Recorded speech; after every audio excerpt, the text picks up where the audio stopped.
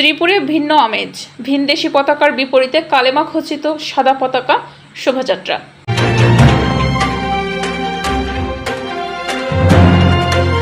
দর্শক আমন্ত্রণ জানাচ্ছি বিবিআর নিউজে, সাথে আছে আমি তাসনিম যারা।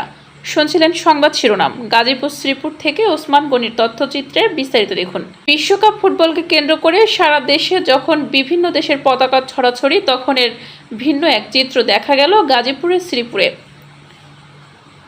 প্রিয় ফুটবল দলের সমর্থনে যখন বাড়িঘর, রাস্তাঘাট বা অলিগলি ভিনদেশি পতাকায় সাজানো হচ্ছে, ঠিক তখনই শ্রীপুরের গাজীপুর জেলা প্রেস ক্লাবের সাধারণ সম্পাদক শফিক ভূঁইয়ার নেতৃত্বে এই আয়োজন করা হয়েছে এক ব্যতিক্রমী মোটরসাইকেল শোভাযাত্রা। অভিযোগিতার ব্যানারে 26শে জুন জুমা নামাজের পর ঢাকাহাটি আব্দুল সত্তার কেন্দ্রীয় জামে মসজিদ এলাকা থেকে এই শোভাযাত্রাটি শুরু হয়।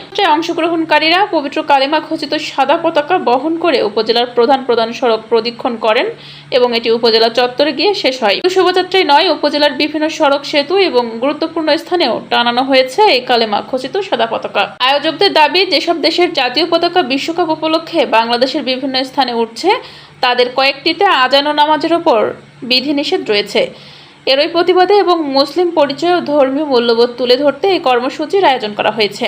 তারা জানান, ভিনদেশি পতাকার পরিবর্তে ইসলামের পরিচয়ের প্রতীক হিসেবে কালেমা খচিত পতাকা প্রদর্শনের মাধ্যমে তারা একটি বিশেষ বার্তা পৌঁছে দিতে চেয়েছেন।